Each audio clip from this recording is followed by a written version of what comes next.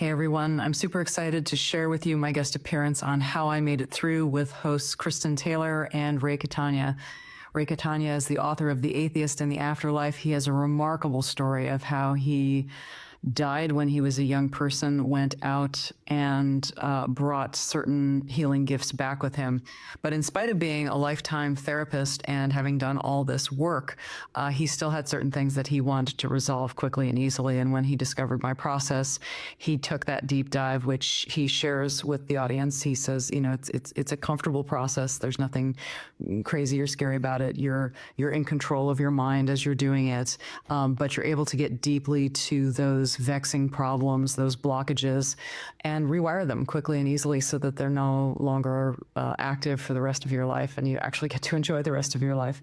So here's my interview, and I'm excited to share it with you.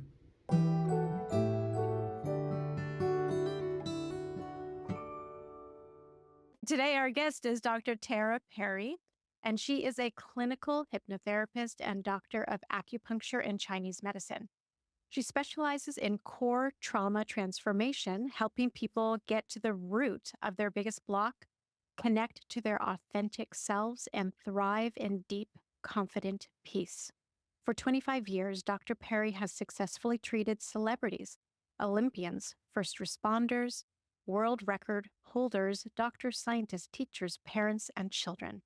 Clients suffering from anxiety, PTSD, stress, trauma, addiction, pain, insomnia, and a variety of other challenges have discovered the power of their subconscious mind to heal better and faster than they thought possible.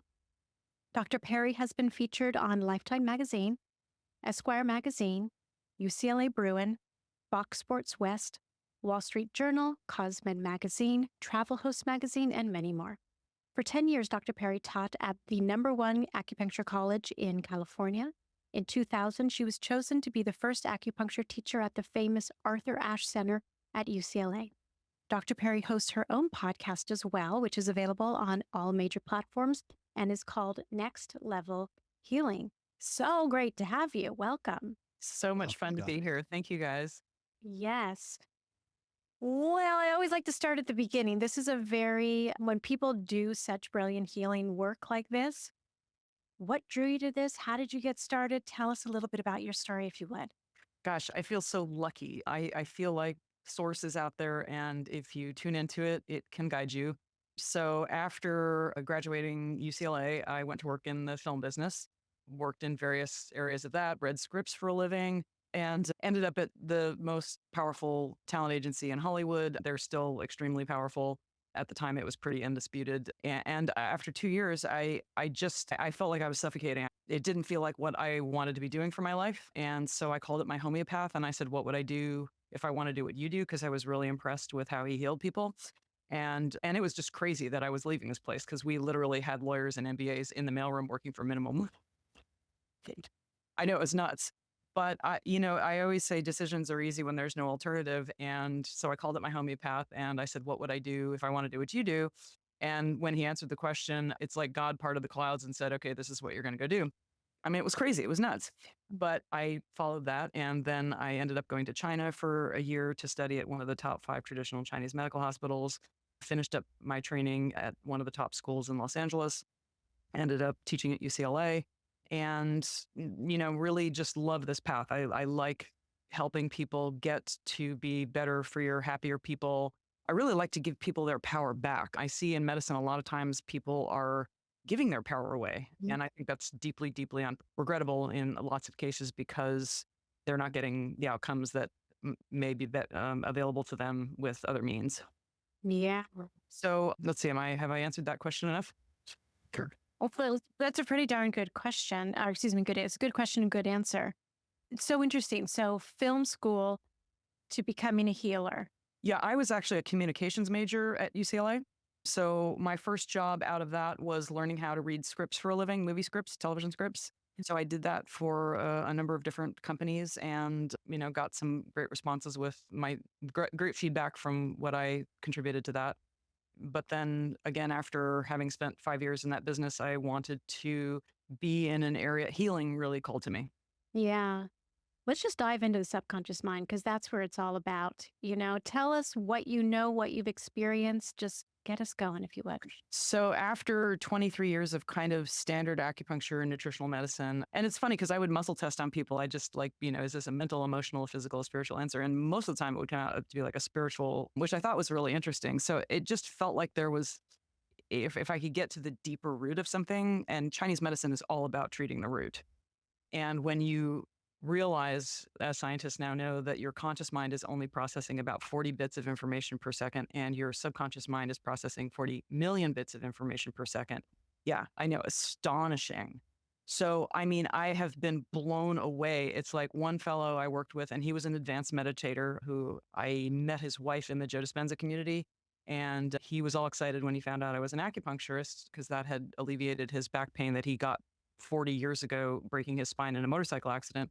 And I said, you've done acupuncture, you've done chiropractic. Why don't we go to Command Central here, your subconscious mind, find out what's getting in the way of your healing? Because if you break your femur, which is the thickest bone in your body, if there's nothing obstructing that, it should be healed better than ever in 8 weeks. So he said, great, sign me up. 2 sessions, he doesn't have the back pain anymore.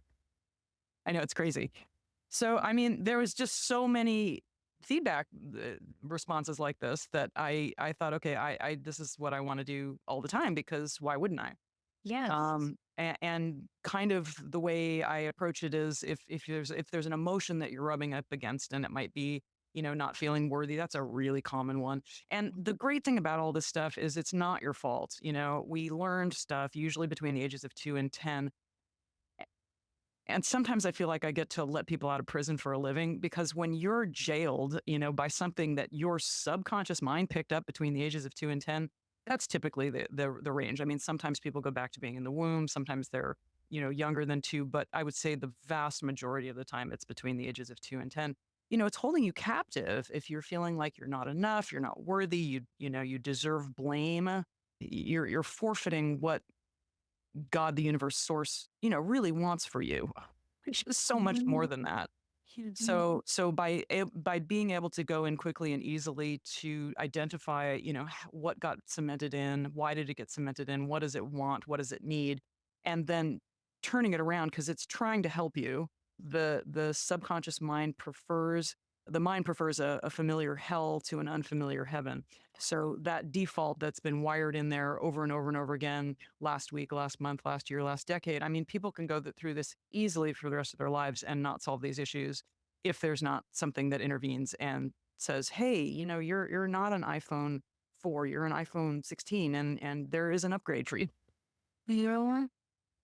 Whoa, God, you're speaking to me so powerfully. And the way I feel like sometimes I can get really stuck because the metaphors you're using are so powerful, and I experience them even in my own life. Yeah. Ray, without, sharing any of the details, you had the experience. So it feels like we need to pivot to you a little bit. Yeah, and it was wonderful, I got to say. So, in the beginning, when we first started working together, Dr. Tara and I. Well, Ray was on my podcast, so that's how we met. That is how and his story is amazing, and I told all my people about him. And I love connecting with inspiring people, and Ray's definitely one of those amazing people. Thank you very much. And we were talking, and this was off camera, of course, about some different things and that we had encountered with, just talking about some of the people that we've helped and how we've helped them. And there was something that I was kind of stuck with, and I was working through. And I mentioned it to her, and she says, well, why don't we just do a session? Why don't we do a hypnosis session? And I was like, well, that scares the crap out of me. Hey guys, studies are showing that 68% of people that watch podcasts regularly don't click the subscribe button. Do me a huge favor. If you like this content, click subscribe so other people know where to go for the cool stuff. Thank you. The whole thought of, just what might I say? Who knows, right? So, but we did it. And it was, I have to say, incredible. It really was. I followed the instructions as I was supposed to. And we really uncovered some stuff that I probably would still be struggling with had I not done it. And it really was simple and not scary, by the way. So I'm really glad you're saying that, especially men. Men more than anything can't stand therapy. In fact, I think I own the domain name non-therapy therapy. I'm one of those domain junkies that whenever I hear something, oh, that sounds good, I'm going to buy that. Yeah, the beauty of it is I barely experienced the negative part of it, right? Because I'm half there, half not, and Exactly. it doesn't hurt as much as when you're actually, expressing these sort of things. So I it always say just people, you don't have to go back and relive the experience. You're just reviewing it.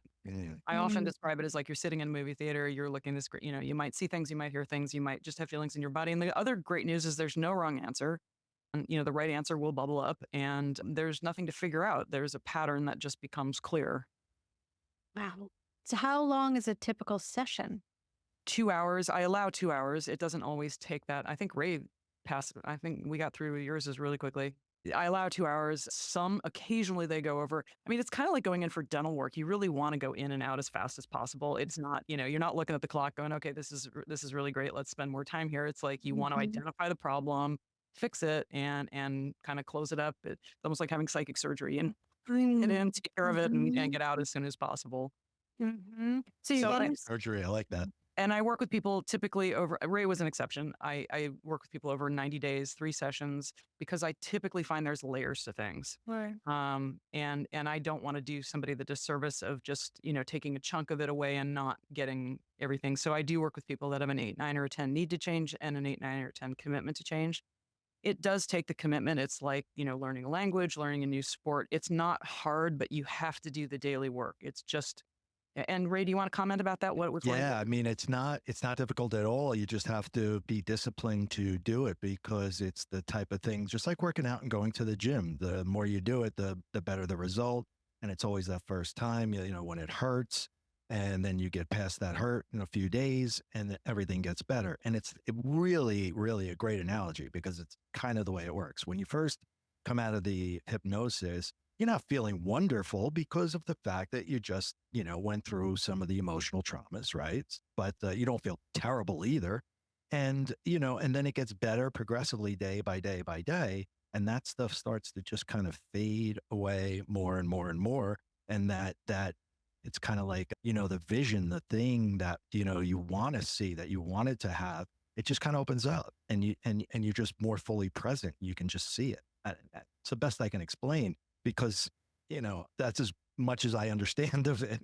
So But, what it was was really the good. experience of life before doing it and like 30 days after the experience? How did your just quality of life experience change? Things actually that we discussed came to fruition and are coming to fruition. Boom, boom, boom. It's just like one after another. I mean, it's been crazy.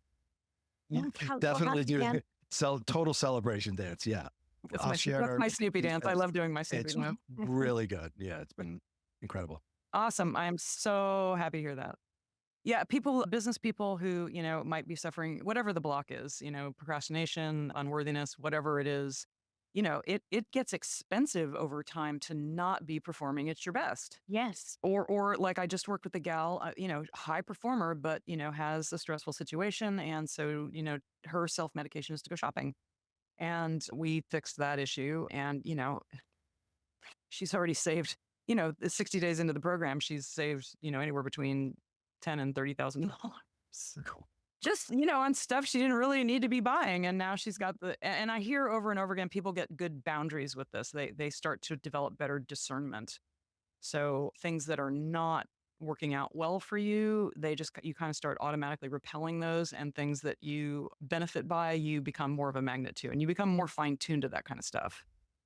I want to break this down a little bit. I'm loving this so much because I think so much about thoughts, feelings, and beliefs, and when you talk about the small portion of our mind that is actually conscious versus the sea of unconscious mind that really shape our beliefs, we can say, I believe I'm powerful and worthy and wonderful. And the subconscious mind is, I am 7 years old and I am none of the above, right?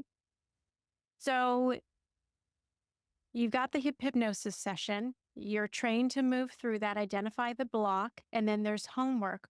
Well, I give people an audio at the end of the session. So once I can see that pattern and the thing that's tripping them up, we give them an audio to fire and wire the neural pathways from the iPhone 4 to the iPhone 16. So as they're drifting off to sleep, they're just listening to that. It's about 10 minutes. You don't even have to be conscious for it. Your subconscious mind will hear it.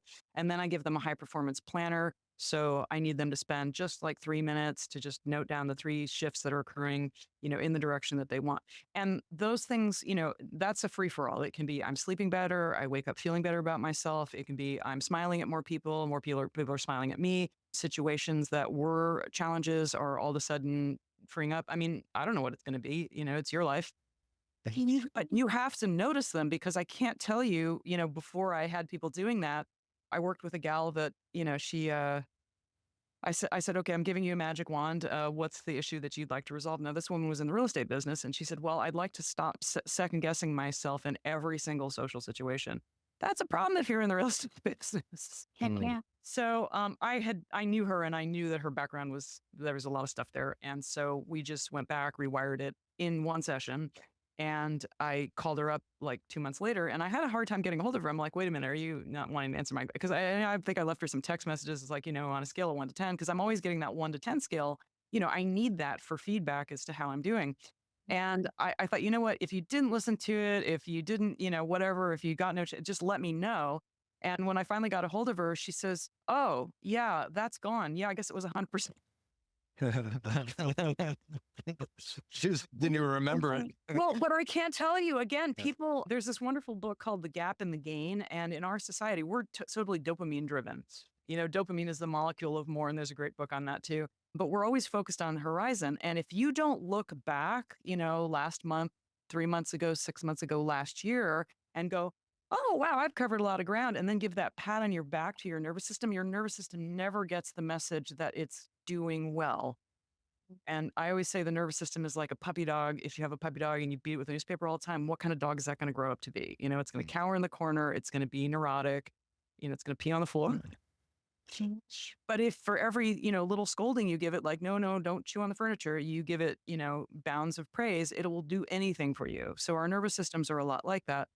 But like you just said, Kristen, if we've got this thing going on in our subconscious mind that's going, you're bad, you're not worthy. And I cannot tell you how ubiquitous this is. I mean, this is like present in all of us. I don't know what it is about our crazy society, but that's common to all of us, myself included. I mean, I can't tell you how much I beat myself up for decades. And if I had had this done to me when I was 20 years old, my quality of life would have been exponentially better. Yes. Because I wouldn't have had the blinders for so long. But I feel that. When I listen to the tape at night and you get to the part where you're just kind of saying kind of how great I am. To hear. Yeah, it really is. That's what I was like, this is cool, and you're just drifting off, hearing how awesome, it's very good. It's very cool. It's not uncomfortable. But it's not, but you speaking to your fish, your fish. I was going to tell you, okay, speaking to your thing about your little kid in there going, no, you're not, no, you're not, no, you're not. I have this wonderful slide on my slide deck and it's a big fish that says, you're not worthy, you're bad, you're, other people get relief, you don't. And then there's all the little fish like you're going, yeah, I'm good enough. Yes, I make enough money. Yes, yes, yes. And so the big fish is eating the little fish all the time before they get a chance to grow up. So the trick in all of this is to get the subconscious mind to see that those things are actually true. Mm-hmm. I'm going to ask a wild question. If you have all this training at a high level or a discrete level, how? So you get into a particular brain state and relaxation. Yeah. Can you tell a little bit about the magic behind it? Yeah, that's challenging because it takes thousands of hours really to learn how to do right. Can you just say it in a sentence? Sorry. Well, there are things that, Ray is ultra accomplished and it just didn't take much of knitting those things together. You need to go back and talk to the part that's hurt, find out what it wants, what it needs, what it's trying to accomplish. And then I own the domain name Brain Aikido. You know what Aikido is? Yes, I do. You don't fight something with force. You pull the force towards you and you turn it around in the direction that you want. Mental Tai Chi, I own that one too. Like, if I ever need a domain, I'm going to. Because I kept thinking, well, what's the thing I need to? What is the secret sauce I need to tell people how this works? And it's connecting to that injured thing, finding out what it wants, what it needs, and then and it's there's not just one way in. It's like you're looking, the person's built up a dam and you're looking for the crack in the dam that allows you to get through. And she makes you do it, right? Like And she's not telling me, she's asking me and I'm answering the question. so there's prompts. You can prompt people to ask them to, fill in the blank, da da da da da. But you're constantly looking, and there's different ways and different angles to do that. So it's not a recipe, one size fits all Right. type of thing. It's like You're you learn. right. It's like, I feel very blessed because I've learned by some of the top people on the planet. Tony Robbins, whether you like him or not, there's a reason he makes $1 million for 8 hours of his time. Marissa Peer, I trained personally with her. She won the Best Therapist of Britain award. Joe Dispenza, I'm a huge Joe Dispenza nut. Anybody that follows my stuff knows, I'm going to my 10th live event with him in December. So the brain has ways that it works. In fact, I do, with anybody that works with me who's willing, I do have them working on the heart and brain coherence and meditation as well, because the outcomes for that are scientifically so incredibly proven. So it's very customized for that person. Some people, they have blood sugar issues and they need to get those under control.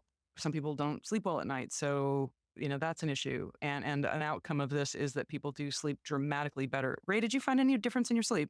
Yeah, I just drifted off. Every time I would listen to it, I would wake up and it would be the next day. So it was literally, I don't know if I fell asleep first or the recording ended first, but right after it, I would be out. Because I've worked with people that haven't slept well for 7 years and only slept 3 to 4 hours a night, and they had been through regular sleep therapy and it didn't work. And they're like, I don't know how you did this because you didn't even mention the word sleep in the process. I didn't have to. I just had to eliminate the emotion that was preventing her from sleeping in the first place. That's it. Yeah. Wow. Well said. Oh, I have so many people that I need included. I mean, just all these Right. people are popping up as I'm listening to you. So when I think about hypnosis, and you were saying Ray, he was just this wonderful client who was so quick to connect to it. What do you find in terms of personalities or traumas or issues where someone is really primed to just dive right in versus those that might experience some resistance and maybe require more? That is a great question. I love working with nurses and the military because they're really good at following instructions. That's really what it takes. It's the people that, they kind of go off and invent their own thing. And we're talking about a very, very small percentage. I would say 95% people do, get rid of 50 to 100% of their issues in the 3 sessions. Like I had a guy in the military, he scored 100 on his PTSD scores. His aunt gifted him my program. He had done the military stuff. He was still having panic attacks, still not able to focus. And after 2 sessions, he said, he said, it can't be this easy. I'm like, yeah, it actually can be. So, well, again, we're talking to that subconscious mind that's doing 40 million things per second. I mean, that's an amazing machine. Yes. Oh my So gosh. trying to solve things with our conscious mind is, it's just, Yeah, it's like trying to build a house with just a nail. yeah. Oh my There's a God. line I use in my work a lot. It's like, if you were seeing a child trying to dig a hole through the side of a mountain with a plastic fork and a plastic knife, you wouldn't go over and kick it and tell it how stupid it was. You'd Yeah. This is revolutionary. Why are we not all talking about this? Why aren't we saying screw the, yeah. cognitive reframing and let's just get to the heart of the I'm so glad matter? you're asking this question. So one of the slides in my slide deck also is one of my favorite MDs is Dr. David Perlmutter, and he teaches MDs all over the world. He wrote Grain Brain and Drop Acid, but he says it takes 18 years for good information to get into mainstream medicine. I mean, it's just shocking. It's a machine. Unfortunately, in my opinion, it's business. structured to sell drugs and surgery. And it's not, I believe they've even publicly said, healthy people are not a good business model for them. Well, that's right. Yeah, it's preying on the people who are sick, and it perpetuates this. But what And- I love is that there's now this whole other stream of medicine or stream of information that's occurring, like in your podcast.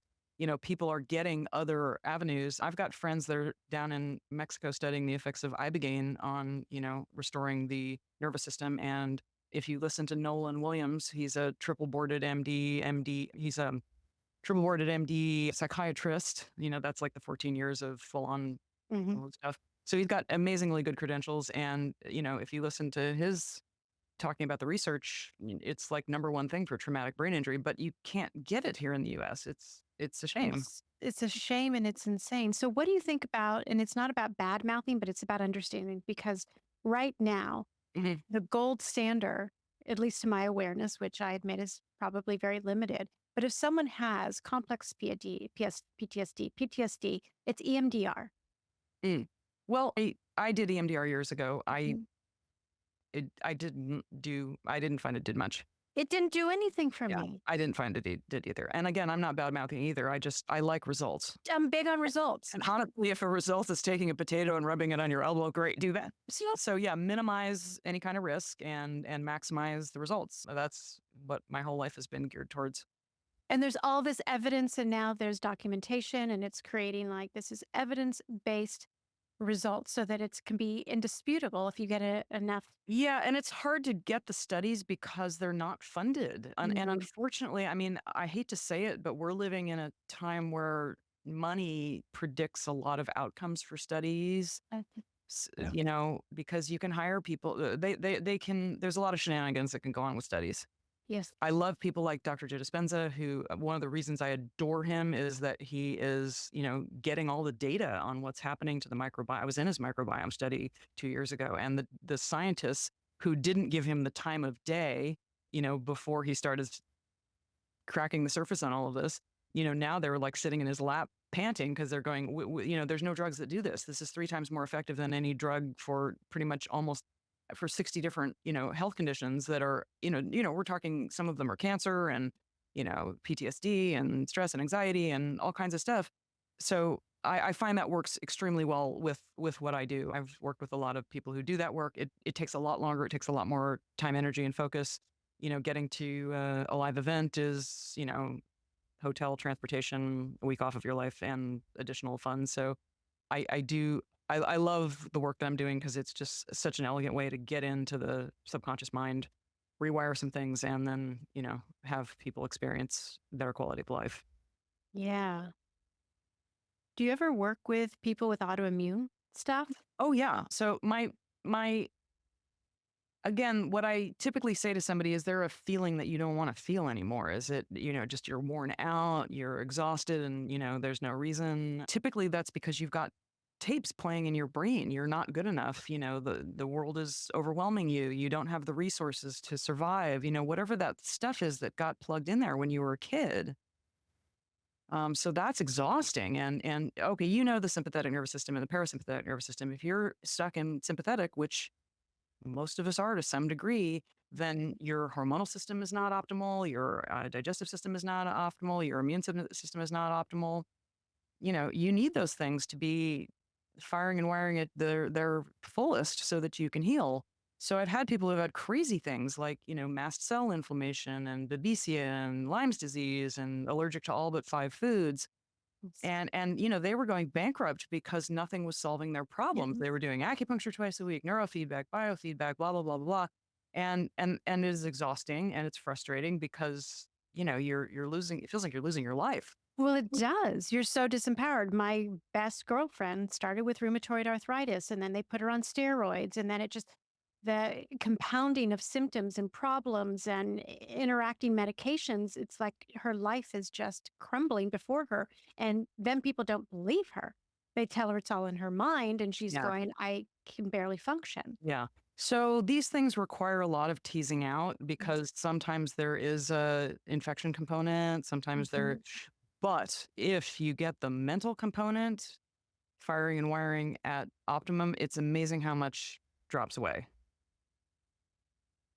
I'm going to be making some introductions. So right, grinding is one, you know, because if think about it, if you're a kid and something amazingly stressful is going on in your life, what are you going to do? You're going to tense up, you're going to grind your teeth, and you're going to get a headache and you're going to get a migraine because of all that tension that you're holding in the upper part of your body.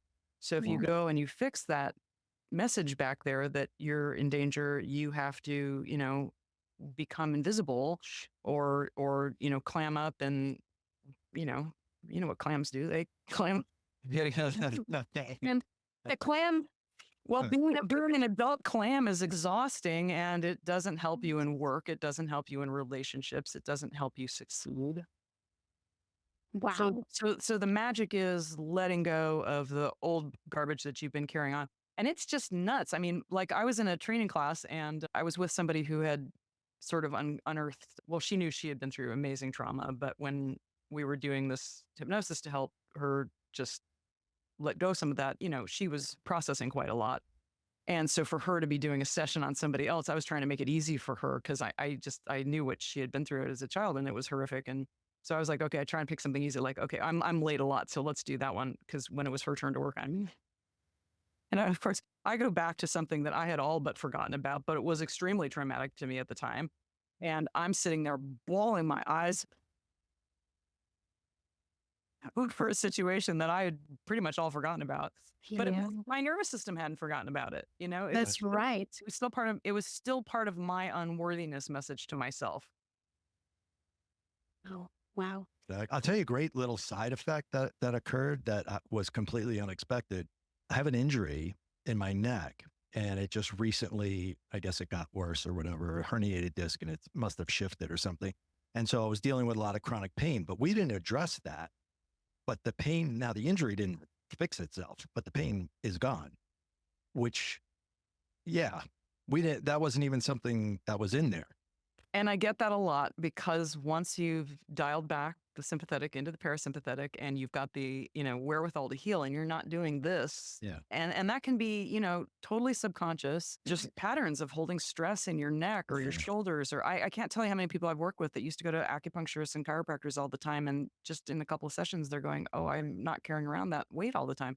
That's another analogy I like to use a lot. It's like you've been carrying around a 150-pound backpack and you just get to dump it. Yeah, exactly.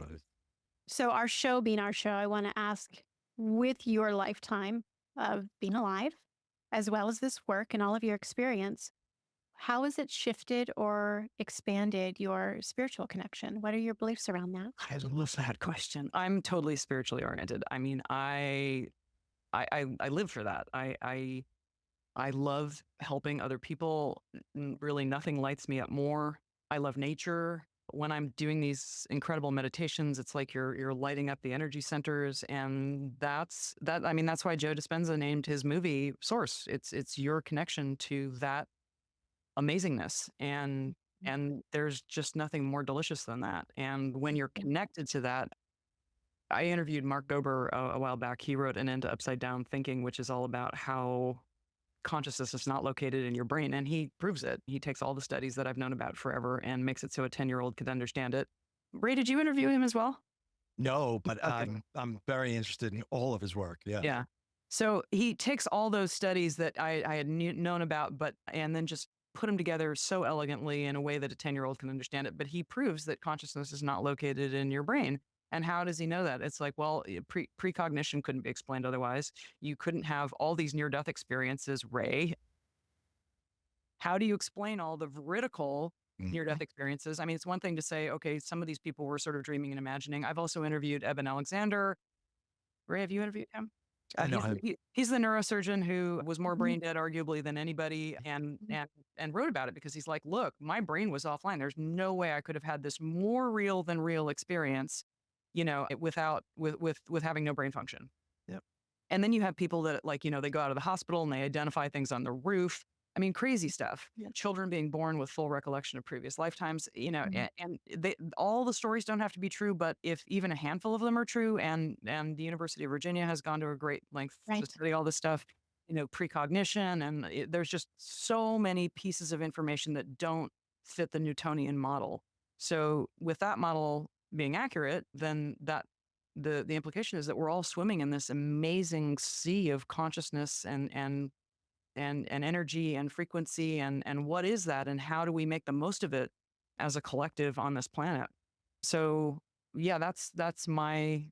And it's so much fun tapping into that. It is a great deal of fun. And when you're constantly working to upgrade yourself, upgrade your frequency, which involves giving to others. It's not a selfish. You can't live that path selfishly.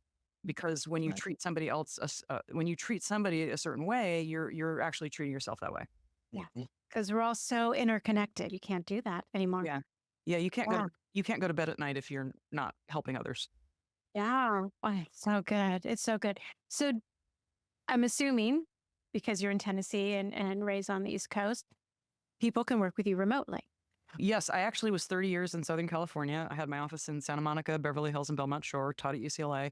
And then COVID came along. For me, it was a blessing because it forced me to get really, really serious about, what mattered the most. And also more than encouraged me to go virtual. Yeah, of course. So now I work with people all over the world, which is a delight because, all those travel restrictions and expense and, Yes. all of that's just gone. I literally do work with people all over the world. If they're within an hour and a half radius, I just have them come see me here at my house because I love to see people in person when I can. Of course. But it really doesn't make any difference because their eyes are closed.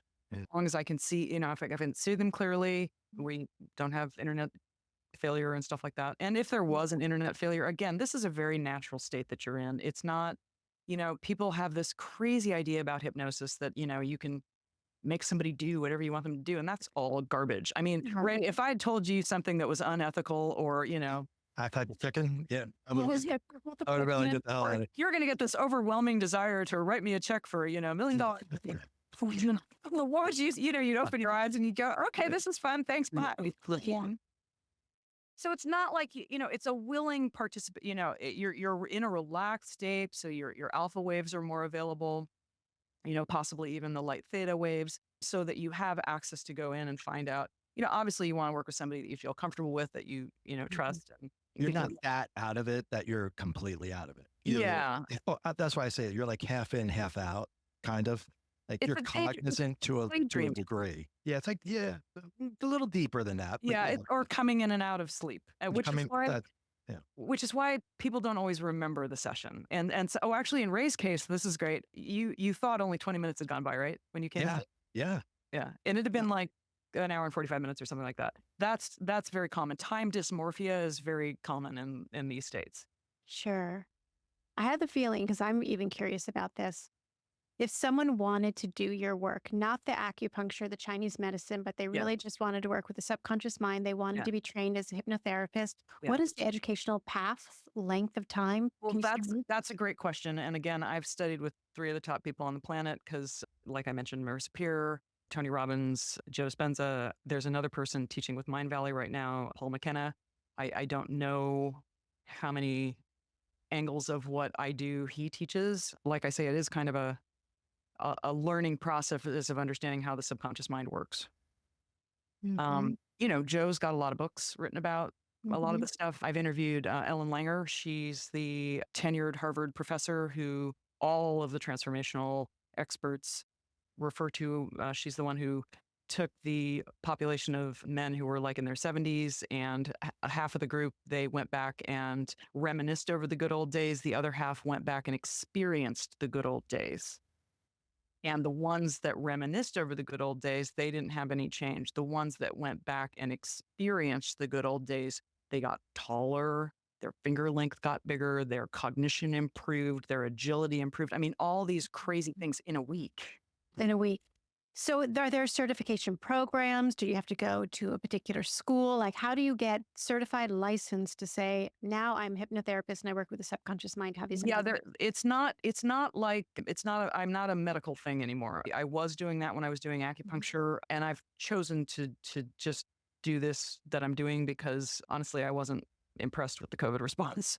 I don't know that I want to be under that thumb anymore. So, but again, I got certified from Marissa Peer, who won the Best of Britain Award. Paul McKenna is doing the stuff through Mind Valley. There are a number of different. When I was in Los Angeles, I had experienced hypnosis from 2 of the top hypnotists there. One guy was famous for helping all kinds of celebrities stop smoking, and the other one had founded Hypnosis Motivational Institute. So they did training as well. That didn't rock my world, though. When I started studying with Marissa, I realized, okay, there's layers to this that I have not been plugged into yet. And so the deeper I've gone with understanding how the subconscious mind works, the better the outcomes have been. Okay. Ray, what question have I not asked? Oh, goodness. What question have you not asked? What's next for Dr. Schaffer? Well, I usually find that the universe brings me the next step. I am very curious about what my friends are doing studying iboga and how that heals traumatic brain injury. And it has a lot of other neurogenic positive effects as well. So I'm going to dive into that and learn more about that. I've been down to Medellin, Colombia, because one of the people that I work with has a whole healing resort down there. They're working with stem cells. So I'm just I'm an insatiably curious human, and I like to find out as many tools as possible and share them. I have a whole reading list on my website so that people can, that needs to be updated. But I love, and that's why I've got my podcast as well. So whenever I come across something that I think is really interesting, I'll put it out on Next Level Healing, which is available on all platforms. And let's mention, and also her website as well. We want to put that. It's, consulttara.com. You can also find me. Oh, there we go. Thank you. And people can just go on there, answer some questions to get clarity about their issue. And then if they'd like to book a 30-minute call with me and just see, I can go through my slide deck and let them know what kind of outcomes people have gotten. And, you really have a long list of success stories. I mean, she really does. It's incredible with people from all walks of life, with all different types of issues, all coming out of it with a positive experience. It's really, really something, the work that she does. Really Thank you is. so much. If you go on Google and Yelp, you can read a bunch of those reviews. But people with sleep issues, physical issues, autoimmune issues, headache issues. I had one gal that had been attacked by a Rottweiler and went through 6 jaw surgeries and was living in pain and fear of losing more teeth and more surgeries. She had developed a choking disorder. Every time she ate, she was at risk of going to the ER. Yeah, no, her husband contacted me and said, can you help her? So she came in, and after 2 sessions, it just wasn't an issue anymore. Oh my Again, this is the subconscious mind going, you're not safe. You're not safe. The world's falling apart. And if that alarm system, can you imagine living in a house with the fire alarm going off all the time? Yeah. Well, if your brain fire alarm's going off all the time, you just get numb and exhausted, and of course problems are going to start popping up. Yes. God, yes. Okay, so for those of you, and I can't imagine anyone listening to this not wanting to check you out, because we all are moving through the world with so many things that can be healed, eradicated. Those alarm systems are going off all the time. But so like, subscribe, share. But I want to ask you one final question that I've been asking all of my guests as of late. Mhm. When you get to the end of your life, what will have made it most meaningful, and what do you want to be remembered for? I love that question, and I just love it. It's making me beam from my heart. Well, I want to have completed my mission, and I'm not sure what that is, but it includes helping people. I think we're here to set examples. I think we're here to be kind to one another, to be patient and loving, not judgmental, because like you said, I often say, we only perceive, let's see, if this is the auditory spectrum, we perceive this much of it. If this is the visual spectrum, we perceive this much of it. So, and then you have the reticular activator system in our brain that's, not seeing all the other things that are available to see. It's like we've got our mental binoculars looking at something. So our chances of understanding reality for the way it really is probably non-existent. So I think we have to go through life with an open mind and be really, really discerning, and the things that feel good, like being kind to another person, doing our best, being humble, being kind to ourselves, getting enough sleep, eating the right foods, getting enough exercise, spending time in nature. Those are all clues that, that's good. We should do more of that. But I do think whatever this is that we're all experiencing, it's probably way bigger than any of us can possibly imagine. So I want to have done a good job of living that path. And I don't ultimately know what that means, but at the end of my life, I want to have done the best I could have done with the cards I was dealt. And I want that for everybody else too. Yes. I love that answer. Thank you so much, Dr. Tara. Well, thank you for asking such beautiful questions. That's the art of, and the test of a good interviewer. So thank you so much. And Ray, thank you so much. You're an amazing human being. For those of you who haven't read Ray's books, please get them. I recommended them to all my people. I've done webinars with Ray, and his life story is ultra exceptional. Extraordinary. Thank you both.